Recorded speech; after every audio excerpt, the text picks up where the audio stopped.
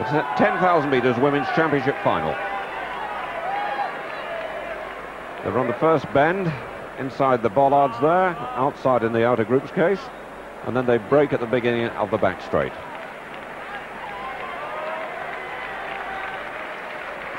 So Julie Holland's gone off very quickly in second place, and Romanova followed her, but now settles down with the group.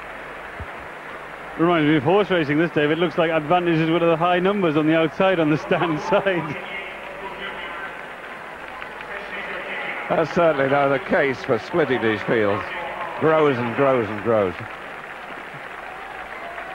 They're not running at pace like the 1,500 metres and 5,000 metre men, but the potential for trouble is still there in the early stages. Well, I think that the problems in the later stages as well, because they'll be lapping athletes in this race because of the spread of abilities that I was talking about. But when I look at the field here, Wanda Panfil of Poland, who won the London Marathon this year, she's in that field. She's a marathon runner, obviously, and she's going to take a little bit of beating. Number 466 there, moving up on the outside. Kathrin Ulrich right next to her, who's more of a track runner. But there are the cross-country runners like Jill Hunter, who's a great cross-country runner. There's Annette Sergent of France, who's won the World Cross Country a couple of times. So they're coming from different backgrounds. They're meeting here in the middle in the 10,000 metres, and that's Les Morton just coming in, and he's done exceptionally well. He's in the first 10, and Les Morton's had the walk of his life. He really has, and he'll be delighted to be home. We've seen one or two staggering off, and he looks very well indeed.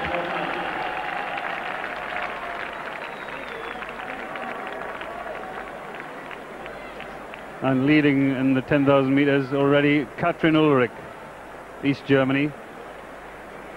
The one who they were all looking for results for earlier in the season. They said she's been a bit quiet this year. She impressed last year, and she impressed in the World Cup and the European Cup. And now here she is leading this race sensibly, because the pace isn't too fast, but it's a better way to do it than just sit in that big group. On the outside there, number 376 in the blue vest, Romania, Viorica Ghican, probably the favourite, and sensing that Ulrich is doing some business. Jill Hunter in third place there, running well. She's had a good season, Jill, and the 10,000 metres, she's grown to, I can't say enjoy it, but she's grown used to the event, and I think she's going to run well tonight. She's geared the whole season towards it. She's been our most successful middle distance runner this summer, and, well, apart from Yvonne Murray, of course, but she's been our most successful longer distance runner, and this is the race she's been aiming for all season. Over the 76-second lap, then the 78. They're on about 31.40 pace at the moment. Ulrich leading. Then Ghican moving through. The fastest girl in the world in the Romanian vest. Looks like Panfil of Poland, winner of the London Marathon, in second place at the moment.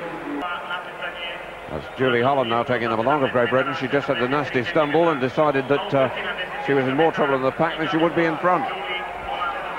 I thought that was a sensible move, though, because she did press the pace a little, and really, if you're not going to get a medal out of this race, at least you want a fast time, because 10,000 metres, as I said earlier, they don't run them too often, and you don't get a field of this quality together too often, so they might as well go for a fast time.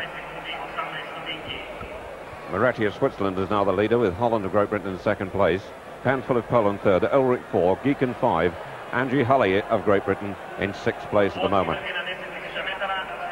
Ulrich just relaxing. She's had a spell in front, letting the Swiss take it on.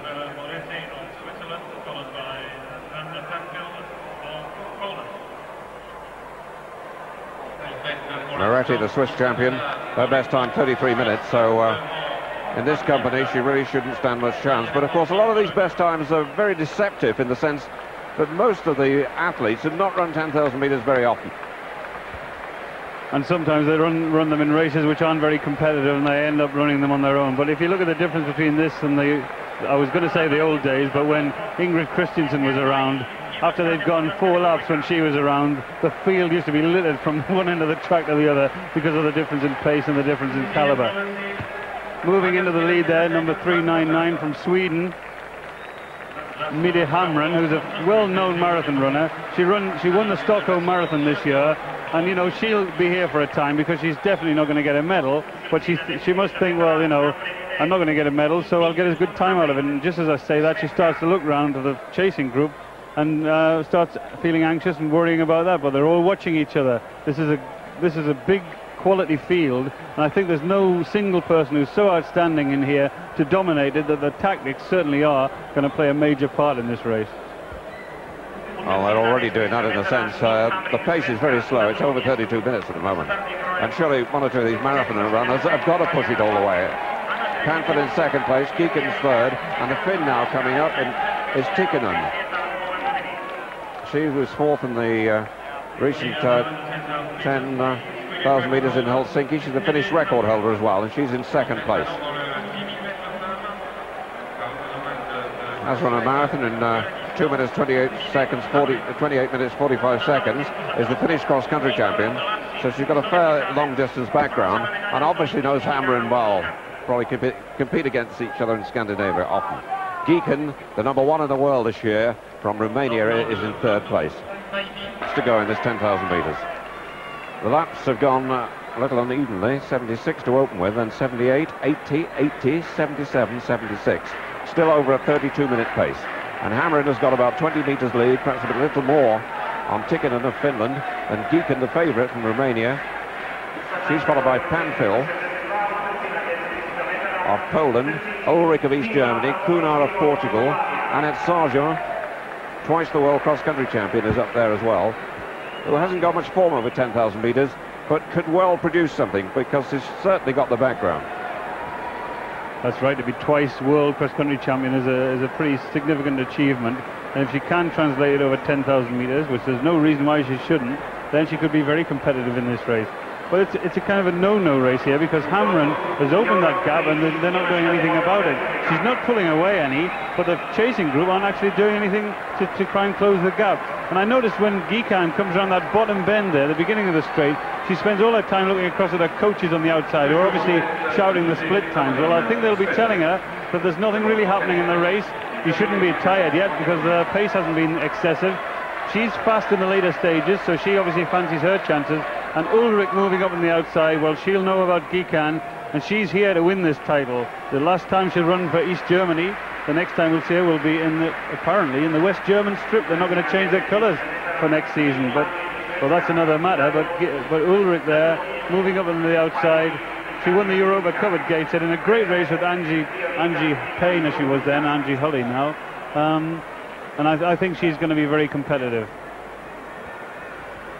Still the gap remains the same, about 20 to 25 metres.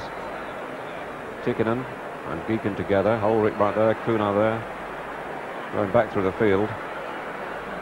Jill Hunter of Great Britain is in 6th place. About 10-11 is Julie Holland. Angie Payne not quite in the shot. Must get used to calling her by a recent married name, Angie Hulley. There she is.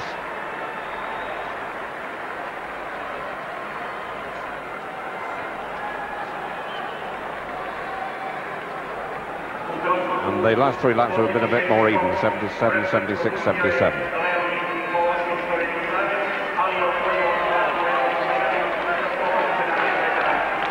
It's been a very hot day indeed, probably the hottest day in the sunshine of any day of the championship so far.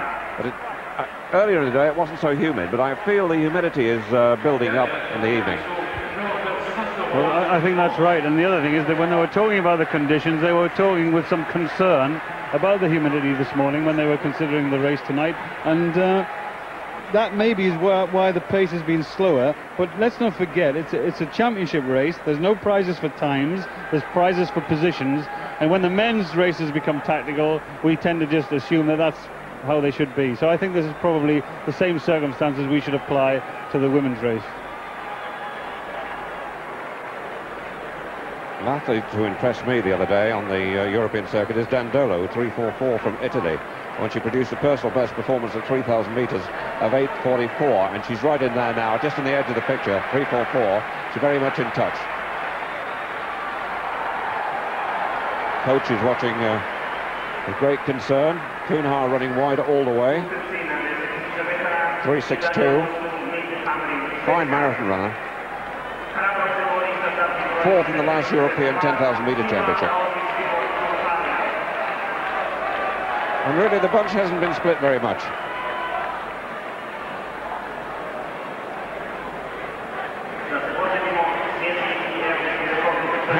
the leader is now 33. Having won the Stockholm Marathon, as Brendan said earlier this season. Just looking back on our marathon record, she was 18th in the Olympic marathon in 1984 and 14th in this race four years ago. And in fact, she became a mother during the past 12 months and has just returned to running.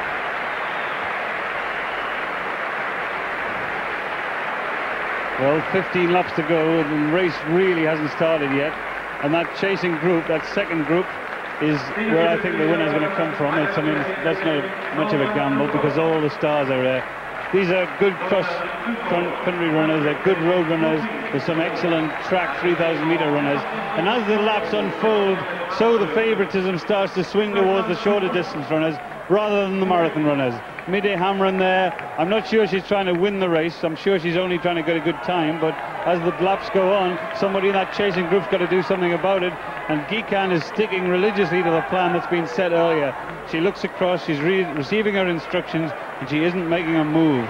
Ulrich on the outside looks to be concerned about that gap, keeps moving out to the outside and looking down the track, and they'll be conscious because Hamrin is a good class marathon runner, good class distance runner, so they shouldn't let that gap grow too large, and someone in that chasing group is certainly going to have to do something about it. But I think the race will start to unfold when they reach the 5,000-meter point. The coaches will have said, get the first 5,000 meters out of the way and then start thinking about your plan over the last 12 and a half laps. The lead is now 7 seconds. We haven't mentioned much about the three Russians in this. Well, we have mentioned Romanova, who was the silver medalist at 3,000 meters. She has to be a real threat in this, wearing 411. But the other two are there as well. Galyamova, who's done 32.49, not spectacular this year, but obviously potentially very good. And Tolstoy-Gazova, who's now 28, 32.06 as her best time, fourth in the Goodwill Games. And all of the three Soviet athletes are still right there. And Ghican's decided that she's going to do something about it now. That gap's grown too wide for comfort. And I was beginning to wonder whether if Hamrin could just push on for a few more laps, she might actually get away from the field. But I think they become conscious of that. As Ghican moves, so did Ulrich in third place behind her. And then Panfil, Poland, and then Jill Hunter moved too. And Annette Sergent of France, and Dandolo of Italy. So the names that we expected to be up there, they're all up there, but there's still that gap, and they still don't seem to be doing too much about it. The gap is probably about 30 to 35 meters now. Hamrin looking very relaxed. Ghican now in charge of the pack. Ulrich follows, Dandolo there. Panfil of Poland. Sergent of France. Jill Hunter of Great Britain. The order there is Ghican, Ulrich, Panfil, Dandolo, Hunter, Sergent, and then Romanova.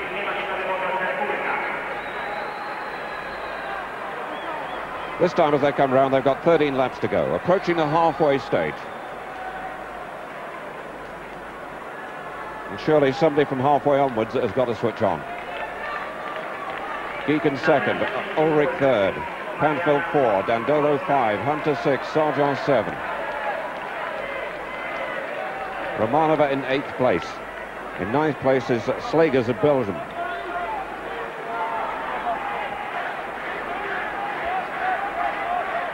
This very much a Scandinavian-dominated event, thanks to Ingrid Christensen, who's the world record holder, and also the reigning champion. And just to remind you, Ingrid missing this race, she's having a baby.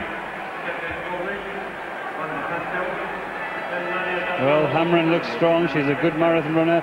They go through she goes through 5,000 meters in 16 minutes and 3 seconds. Well, that would bring them home in over 32 minutes. And I think this race should be a little bit faster than that. We're looking for under 32 minutes as a finishing time. But she'll be happy with her running now. She's into her running. She's free of danger. And it's seriously just a case of her applying the pressure. That's the signal for Viorica Ghican. She's a hot favorite for the Romanians. And she's got this race to win, though. Kathrin Ulrich behind her, Panfil of Poland, and I thought she might take it out earlier, you know, with the strength of the marathon runner that she is. Dandolo, the Italian, who looked very good in Zurich. And then Annette Sergent of France, and then Jill Hunter, and then Romanova, Slegers of Belgium, and Aurora Cunha, Julie Holland, just on the back of that group, having a good run. And then down the field, and maybe a little bit surprisingly to me, is Angie Hulley. I thought she would be a bit more competitive than this at this particular pace, but she's just got to keep going in the second half of the race. There's a good time on for some of the people further down the field. Congratulated, they are cutting the gap back. Ghican's doing the work in order to get there.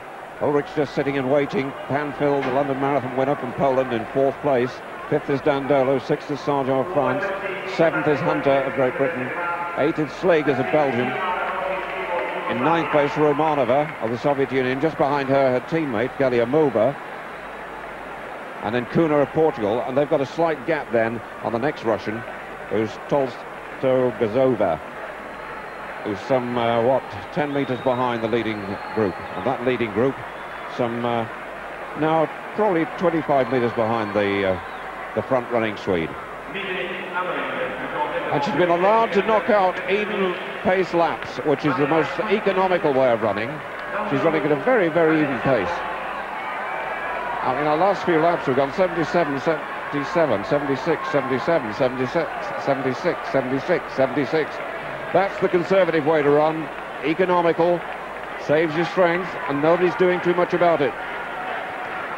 Well, dare I ask the question, could she win it? You know, she's strong, she's out there, she's got that gap, and Ghican isn't doing very much about it, pulling the group back. It would be a gamble, it would be an amazing result if she could win it, because Ulrich, Dandolo, Aurora Cunha, Annette Sergent, Jill Hunter, well, I think they're better athletes than Midde Hamrin, but she's got the winning, she's got what could be a winning lead. I wouldn't suggest that she will win the race, because they're going to have to start, but they're going to have to start accelerating. She looks strong. Her marathon background, her recent result in the Stockholm Marathon, well, if this was a men's race, you'd be able to say that the gap would be closed over the course of about 3 laps, but Ghican's probably not been in this position before. She's not been that experienced at 10,000 meters, but they're going to have to do something about it. She's coming up with 10 laps to go. Cunha moving up on the outside.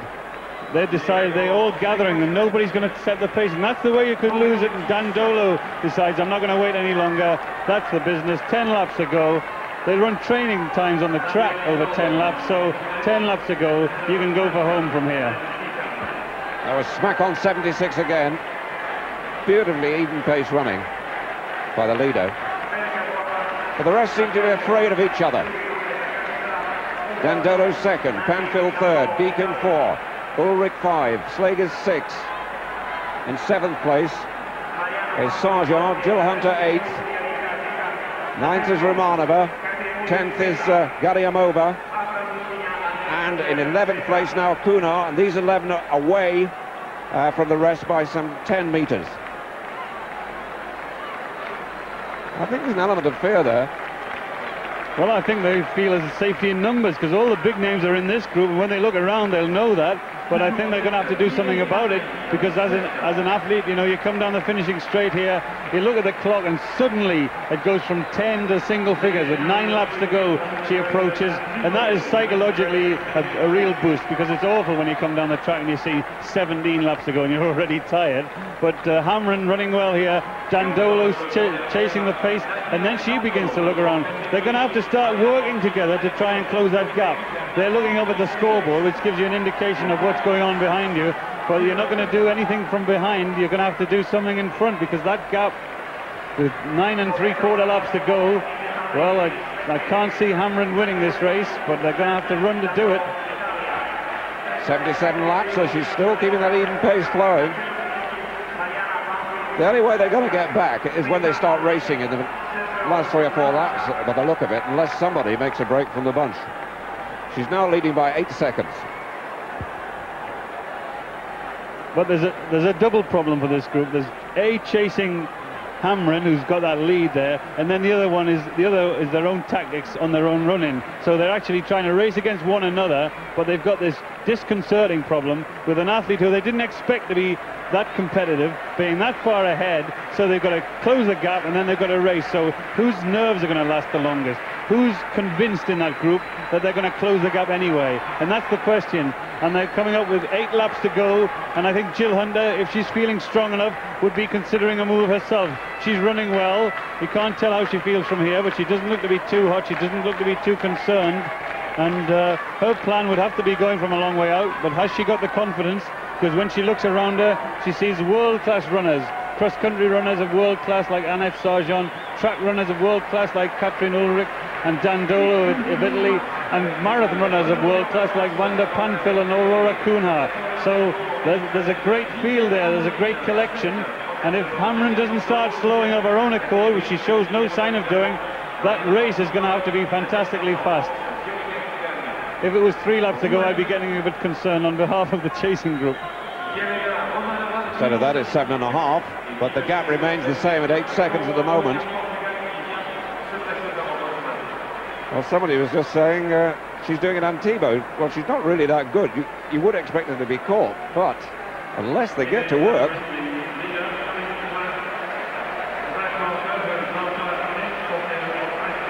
The lap counters have got a problem now because they're showing 8 to go at the moment to some lap runners, and she's just lapping another one there. It's got to go to 7 for her, and indeed it has done. We'll just take the time gap again in a minute. Dandolo in 2nd place, 3rd is Ulrich, 4 Panfil, in 5th place Romanova, 6th is Sergent, 7 is Slegers, 8 is Ghican, and 9 is Galyamova, 10 is Jill Hunter, who has tripped a lap and a half backs very slightly, and in 11th place Cunha. The race now between these 11, and it's still the same at 8 seconds. Well, if you look at her marathon background, I don't think she's going to slow. It's going to be the chasing group that has to speed up, and 3 laps, you know, over the last 3 laps that's possible, but if they don't start getting into their running now, then we could have a real upset. As we say that, Dandolo begins to stretch the group. They come around into the top bend and they're all looking at the screen, but particularly Hamrin, because the screen is the best information she's going to get. Now I wonder if she's deciding, can I press on and can I win the race? Because I don't think she expected to find herself in this position. Coming up with 6 laps to go, well, I'll tell you, I know where I'd rather be if I was in a race like this in my day. I'd rather be where Hamrin was. I wonder if she can find some lift now to being in this position. She looks quite relaxed and happy. Incidentally, news of Julie Holland, she's in 13th place, and Angie Hulley is 17th. Let's get a time gap again. Dandolo in 2nd place. Sergent, the former world cross-country champion, twice world cross-country champion, has decided surely to do something about it. And the gap, in fact, has gone up to 9 seconds. Sergent now in charge. Annette Sergent, her best time 32.04, set 2 years ago. She was 19th in the Olympic 10,000 metres, but she really ought to be better than that. World cross-country champion in 1987 and 89, and 3rd in 1986 and 1988. 5 times the fresh cross-country champion. And she's really got to gradually build up the pace if they're going to make any sort of contact with the Swede. Just behind her, Ulrich, who's followed the leader in that chasing pack all the time. Then Panfil of Poland, Romanova of the Soviet Union, Dandolo of Italy, Galyamova of the Soviet Union, Slegers, Jill Hunter of Great Britain, and Cunha of Portugal.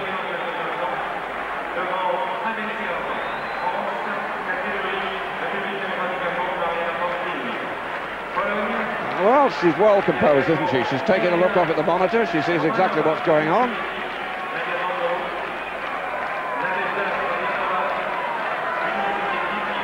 And the laps are still coming consistently at 76 and 77. The gap, 8.5 seconds. 5 laps to go, less than 5 for the leader. About 4 3/4, and still no sign of the gap being closed. Well, this is a fascinating race. Hamrin still looking strong, still hopefully composing herself and gathering her confidence, because the chasing group are beginning to close a little, but they're not closing excessively, and they do look to be in trouble. Some of them. The conditions here are probably paying, you know, they're paying the price. Jill Hunter at the back of that group doesn't look to be in total control, and just as they ease, Jill just drifts off the back. I'd rather see her in the middle of that pack rather than on the end of that loose piece of string that ties you to the leader, because when it goes, it can go completely. Slegers of Belgium just in front of Jill, and then Dandolo, Panfil, Annette Sergent. Well, Annette Sergent's going to have to lead a charge. Romanova feeling stronger, obviously, but not doing anything about it. And Ghican went completely there. I mean, she's way down the track, and she was one of the favorites. There she is, way behind. Very slowly they're closing. It was just over 7.5 seconds then, but they're not closing fast enough.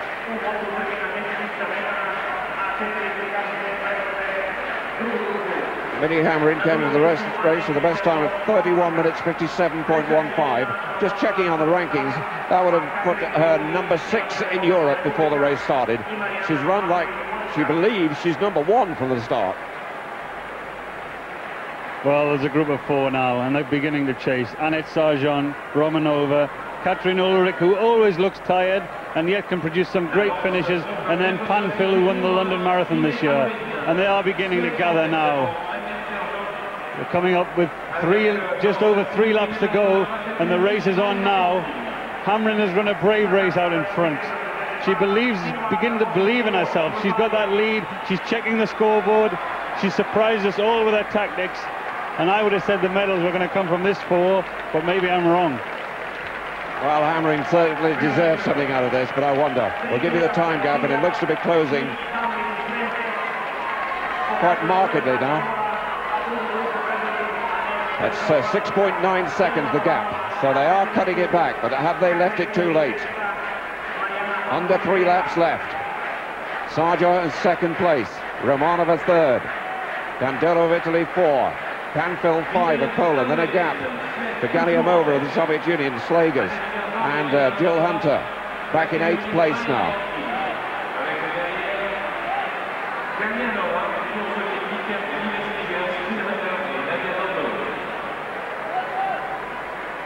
Well, Sergent's having to do the work to get them there. Look at 4:41 Romanova, who's a silver medalist in the 3,000 meters. She's hurting.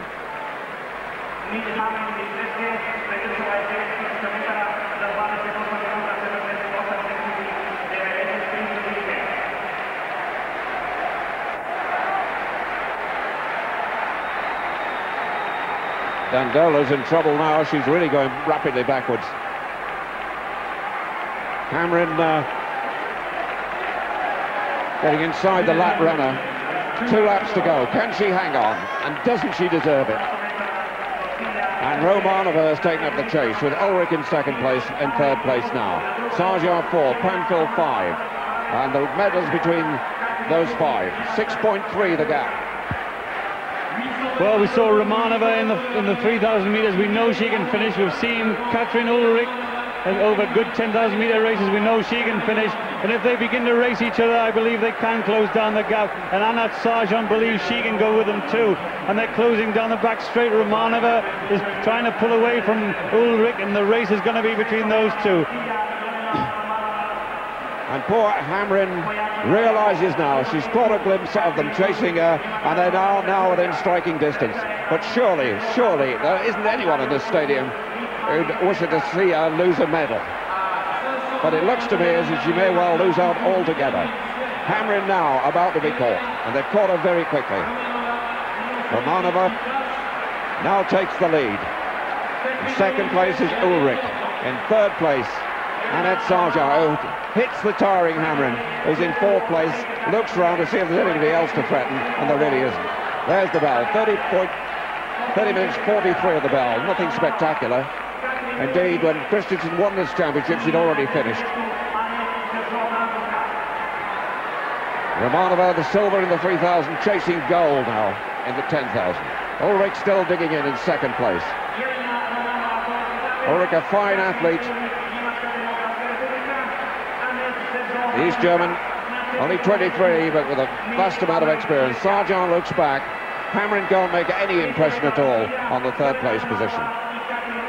And it's Romanova being chased by Ulrich, but the smaller Soviet athlete is renowned for a kick, which is tiring a little bit. And here comes Ulrich on the outside. Ulrich suddenly finds the speed she needs. Is Romanova relegated to silver for a 2nd time, or can she strike again?